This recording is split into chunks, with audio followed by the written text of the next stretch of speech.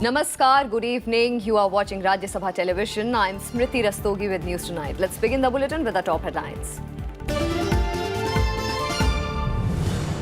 External Affairs Minister Sushma Swaraj to meet Pakistani counterpart Mahmood Qureshi on the sidelines of UN General Assembly in New York next week. Issue of opening Kartarpur corridor for Sikh pilgrims may figure on the agenda.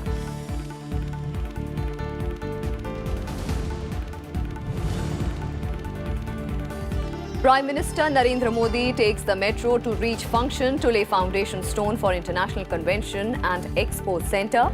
Project planned over 221.37 acres to promote industry, startups, create at least 5 lakh jobs in future.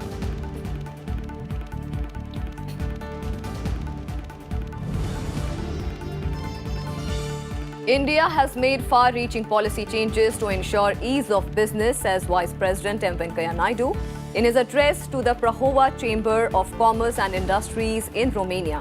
Invites investments in infrastructure, praises India-Romania outreach in creating fertile ground for economic development.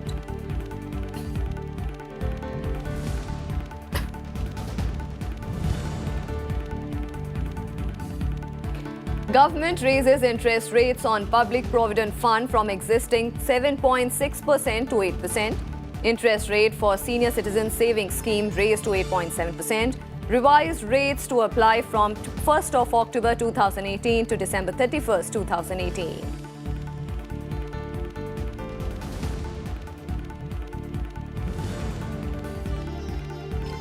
And government calls for safety audit of all scheduled airlines and airports after harrowing incident on Jet Airways Mumbai to Jaipur flight.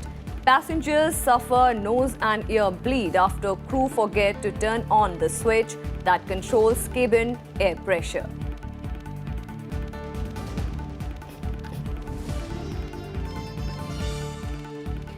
A top focus tonight, Prime Minister Narendra Modi on Thursday laid the foundation stone of the India International Convention and Expo Centre in Delhi. Speaking at the ceremony, Prime Minister Modi said, in the past 50 months, the NDA government has established a transparent governance system in the country. He also asserted that his government will not shy away from taking tough decisions in national interest. Prime Minister Narendra Modi on Thursday asserted that his government have the courage to take tough decisions in national interest. Speaking at the foundation-laying ceremony of the India International Convention and Expo Centre at Dwarka in Delhi, Prime Minister Modi cited the merger of 3 public sector banks, Dena Bank, Vijaya Bank and Bank of Baroda in this regard. The merger that created the 3rd largest lender in the country had been pending for the past 2.5 decades. देश में पिछले 4 वर्षों में चौतरफा विकास इसलिए संभव हो पाया उन्हीं संसाधनों के रहते सरकार बेहतर काम इसलिए कर पाई क्योंकि राष्ट्रहित को सर्वोपरि रखा गया, व्यवस्थाओं को सही दिशा की तरफ मोड़ा गया। साथियों, मैं आपको विश्वास दिलाता हूं कि जनहित में मुश्किल से मुश्किल फैसले लेने का ये सिलसिला जारी रहेगा. Speaking at the ceremony, Prime Minister Modi said that Indian economy is growing at 8% per annum and would double to $5 trillion by 2022. He added that manufacturing and agriculture sectors will contribute $1 trillion each to the economy.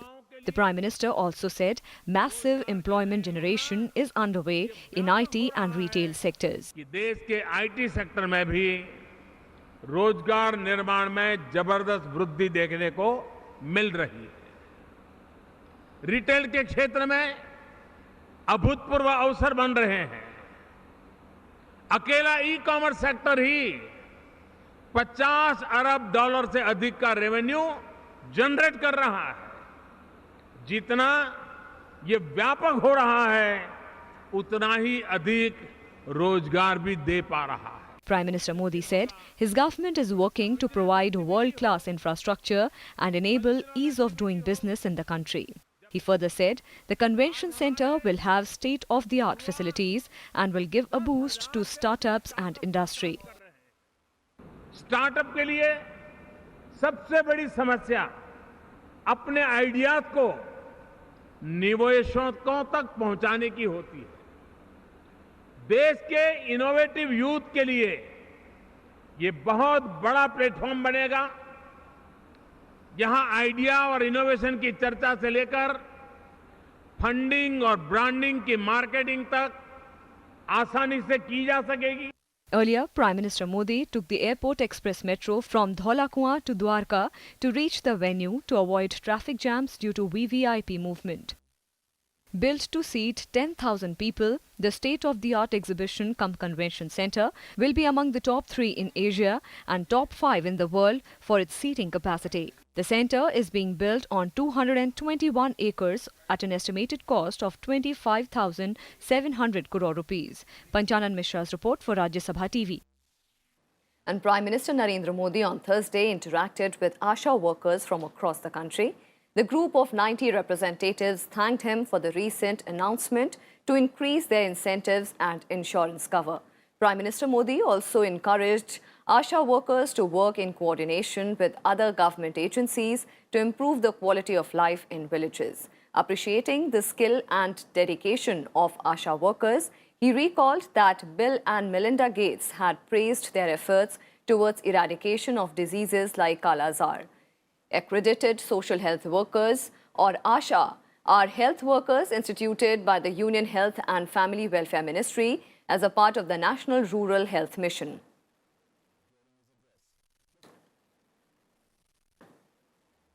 On to some more developments. India and Pakistan will resume the stalled foreign ministers' talks after 3 years. External Affairs Ministry said the talks will take place in New York later this month. The last of such talks took place in 2015. Both foreign ministers will also take part in SAARC foreign ministers' meet at that occasion. External Affairs Minister Sushma Swaraj and Pakistan Foreign Minister Shah Mahmood Qureshi will meet on the sidelines of UNGA in New York later this month.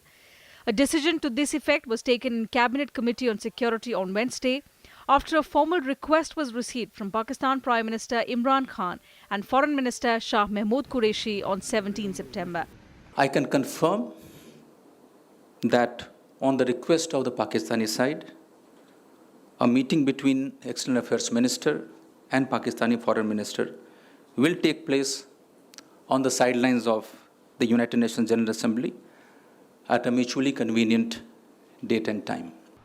The MEA spokesperson said the talks will focus on several issues, including visa-free entry to Sikh pilgrims through the Kartarpur corridor. However, he clarified that this is a meeting at the request of Pakistan and not the beginning of the formal comprehensive dialogue between the two countries. The meeting could take place before 29 September, when the External Affairs Minister will address the UNGA. I must distinguish between a meeting and a dialogue. This should not be confused with a resumption of any dialogue. This is a meeting which we have agreed to based on a request which we have got from the Pakistani side. This does not indicate any change in the policy as far as our stand on terrorism and cross-border terrorism is concerned. Prime Minister Narendra Modi had greeted Pakistan Prime Minister Imran Khan after his election. In his first address to the nation after assuming office, Imran Khan said he will work to ensure better relations with India. It is necessary to understand the mood and the mind of the new government in Pakistan because it's a neighbor. But what I am getting from my high-placed sources that it will be a tough talk on terror by Indian side. Akhilesh Suman for Rajya Sabha Television with camera person Manoj in Delhi. Vice President M. Venkaiah Naidu on Thursday called upon Romanian business leaders, urging them to take advantage of the economic reforms in India by making investments. Naidu, who is visiting the country on the occasion of the 70th anniversary of India-Romania diplomatic relations, also said that bilateral trade between India and Romania stands at $810 million. The Vice President highlighted India's status as the fastest growing economy in the world and underlined that the country has made changes in policies to make business easier, due to which FDI has gone up in the last 3 years. He said, along with this, work on infrastructure projects like roads, railways, ports and airports has also gained pace. Clean India, Skill India, Make in India, Digital India, Industrial Corridor, Smart City Development, massive housing program, all these are all going on a big scale. I encourage Romanian companies to participate actively in this and reap the dividends from this profitable flagship program. India has opened up. Ease of doing business, ease of approvals, online approvals, automatic permissions. All these things are the order of the day. That's what is happening in India. The government has raised interest rates for small savings schemes, including the NSC and PPF, for the third quarter of the current financial year 2018 and 19. The revision of interest rate will start on 1st of October and end on 31st December this year. The interest rate for 1-year time deposit has been revised to 6.9%. That of 5-year recurring deposit has been revised to 7.3%. Public Provident Fund Scheme interest rate has been raised to 8%. Kisan Vikas Patra has been revised to 7.7% with maturity in 112 months. And that of Sukanya Samriddhi account scheme has been revised to 8.5%.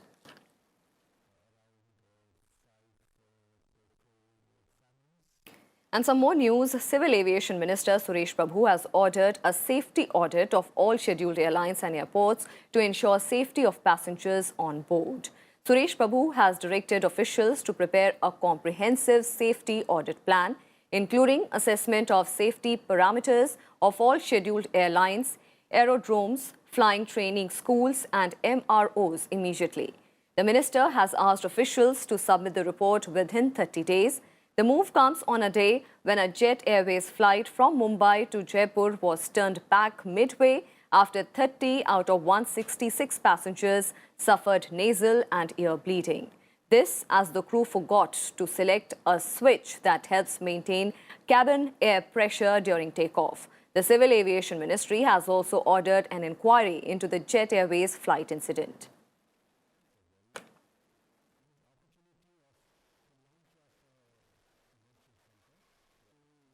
And Finance Minister Arun Shourie has accused Congress President Rahul Gandhi of spreading falsehood by repeating concocted lies in connection with the Rafale deal and waiving loans given to 15 industrial houses.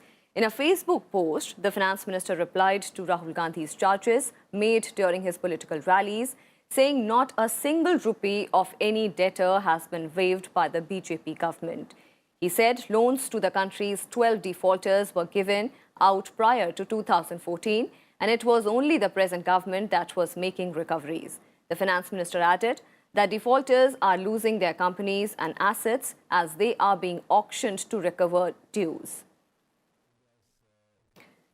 And slamming Gandhi, Jaitley said, and I quote, "In mature democracies, those who rely on falsehood are considered unfit for public life.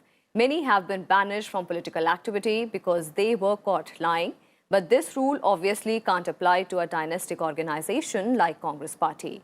If the Rafale concoctions were the first big lie, the second one stated repeatedly is that Mr. Modi waived off 2.50 lakh crore rupees of 15 industrialists. Every word of that sentence repeatedly uttered by Rahul Gandhi is false."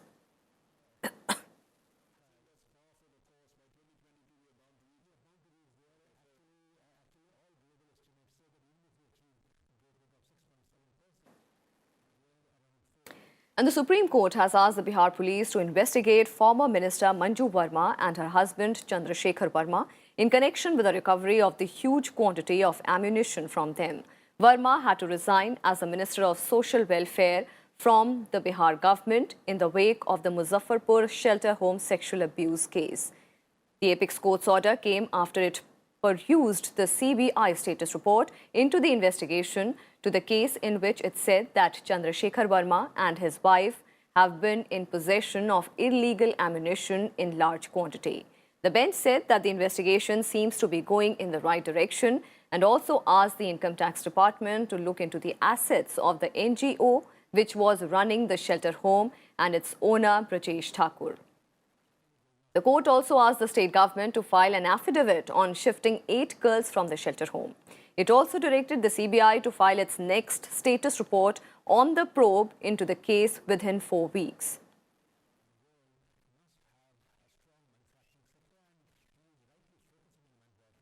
And Deputy Chairman of Rajya Sabha, Harivansh, has expressed grief at the passing away of eminent poet, literary and film critic, scriptwriter and journalist Vishnu Khare. The Deputy Chairman said that his passing, an era in Indian literature, has come to an end. In a condolence message, Harivansh said that though his works in Hindi were the most celebrated, he also had good knowledge of other languages like Urdu, Marathi, English and German. He said that Khare's poetry added a new stream in Hindi literature.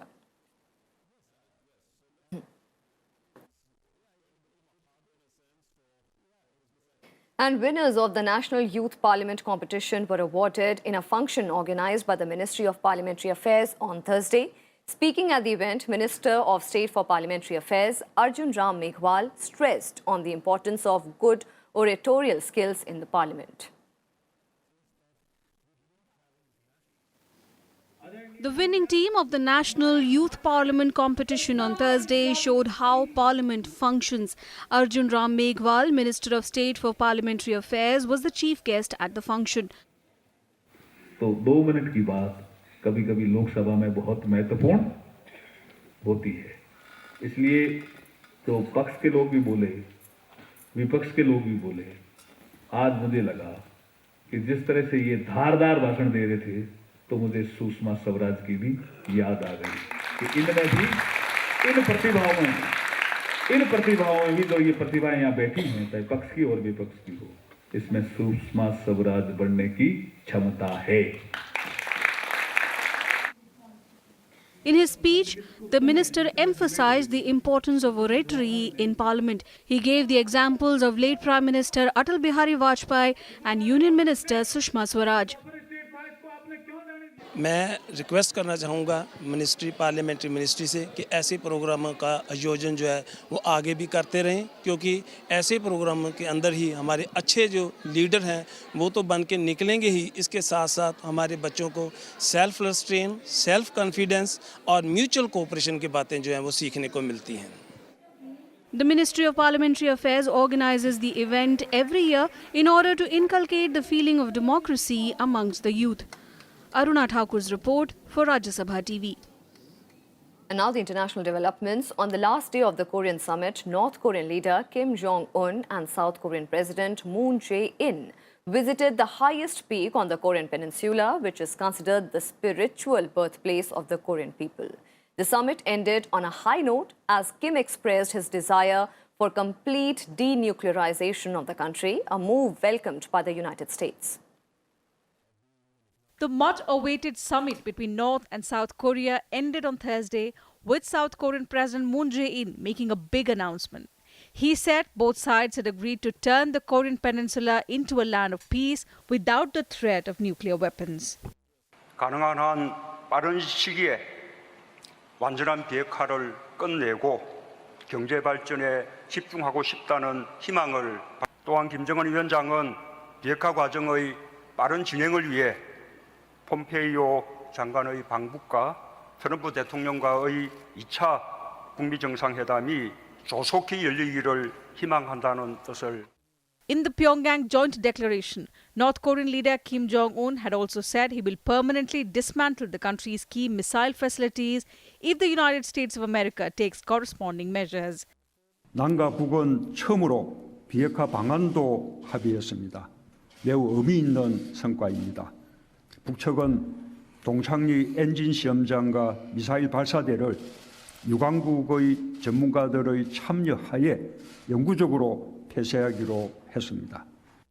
나는 김정은 위원장에게 서울 방문을 요청했고 김 위원장은 가까운 시일 안에 서울을 방문하기로 했습니다. The two leaders also announced a series of steps to deepen bilateral exchanges in economy, culture and sport. A military pact to stop border drills from November was also adopted. 조선 반도를 핵무기도 핵 위협도 없는 평화의 땅으로 만들기 위해 적극 노력해 나가기로 확약하였습니다. Reacting to the summit, U.S. Secretary of State Mike Pompeo said the U.S. was ready to restart negotiations with Pyongyang with the aim of denuclearizing North Korea by 2021. In a series of tweets, Donald Trump called the developments very exciting. Kim and Trump had held a historic high-profile meeting in Singapore in June, where Kim agreed to work towards denuclearization of the Korean peninsula. But no details had been agreed upon. However, experts are still divided in their opinion. While many believe that North Korea has taken no meaningful steps to end its nuclear program and the latest summit is not convincing enough, many see the Pyongyang declaration as the second small step towards peace. Bureau Report, Rajya Sabha TV. And to get a wider perspective on this, we'll go across to Mr. Pramit Pal Chaudhury, Foreign Affairs Editor, Hindustan Times. Sir, thank you so much for speaking to Rajya Sabha Television. How significant are the takeaways from the summit, and will it usher a new era in the Korean Peninsula? Well, I think what we're seeing is definitely a shift towards potential of a breakthrough in the Korean standoff, if you wish. Until now, it's been more or less paralyzed because the process by which the United States and North Korea could come to an agreement would have been so complicated and so difficult that nobody expected anything to happen. Kim Jong-un and Donald Trump, if nothing else, have broken through that. But now the difficult part arises that the opportunity for something has been opened up. And the issue now is, can you come to an understanding? At present, it's really the differences between the three main players here, and I would actually say four players because China is the quiet player in all of this. So America, as you've mentioned, wants denuclearization. The North Koreans, I clearly don't want to denuclearize and are trying to do as little as possible on that front. And so you're going to see the North Koreans try to say, well, denuclearization in principle, but what that actually means is as little as possible. So they conceded the missile testing, probably because they don't need to test any more missiles. They've already got a fully functional range of missiles and are now focusing on mass producing them. The Americans obviously are very clear that whatever concession he wants from them, they don't want to concede very much, and if we don't know what Kim Jong-un wants, but if he speaks on behalf of China in this, it will mean they would almost certainly want to have the withdrawal of the U.S. military from the Korean Peninsula, which is something I'm sure Washington would probably refuse. And in the middle of this is South Korea. And South Korea is trying, in effect, to bridge the gap between Washington and Pyongyang. And at present, the gap is simply too vast for Moon Jae-in to bridge. But I think his plan B is to effectively build a relationship with Kim Jong-un and with Pyongyang that is independent of Washington. And this, I think, is where you're really seeing the present breakthrough, not on the big one, which is the issue of denuclearization or demilitarization of the North Korea, but the possibility of South Korea developing an independent North Korean policy, independent of the United States. And I think for Kim Jong-un, that alone would be an accomplishment, and we'll see where that goes. The joint declaration between the two Korean leaders also mentions that Kim will travel to Seoul as soon as possible, something which no North Korean leader has ever done. How do you see this initiative on the part of Kim? Yeah, in fact, the present meeting where Moon Jae-in has gone to North Korea in a follow-up summit to their original meeting, which happened on the North and South Korean border, itself is a breakthrough. There's never been a follow-up summit between the two Korean leaders before. And yes, so if you have 3 summits in a row in which the two Korean leaders are doing this, with neither Beijing or Washington in effect in charge, that is a breakthrough. But it is not one that will materially affect the military balance in the Koreas, but it will could open the door to South Korea opening up economically and ending economic sanctions and financial and investment sanctions against North Korea, which presently were imposed by the United States or imposed by the UN. And at present, until now, Seoul has always basically looked to Washington to see how far it could go on that front.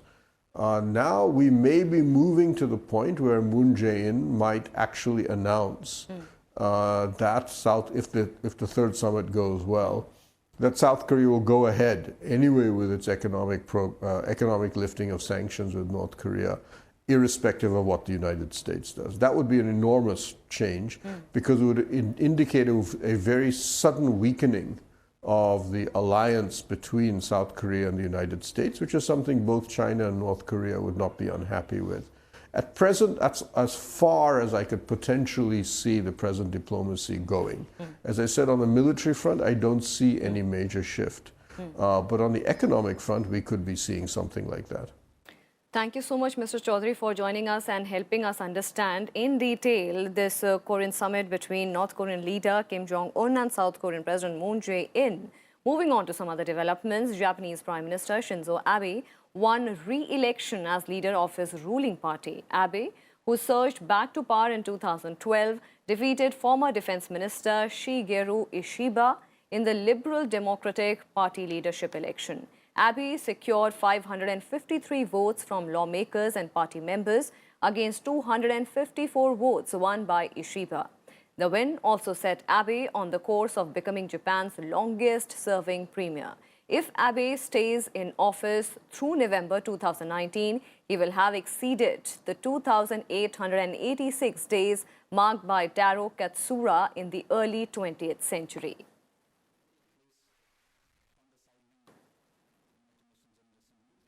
And that's all we have for you in this edition of News Tonight. For more news and updates, keep watching Rajya Sabha Television. Namaskar.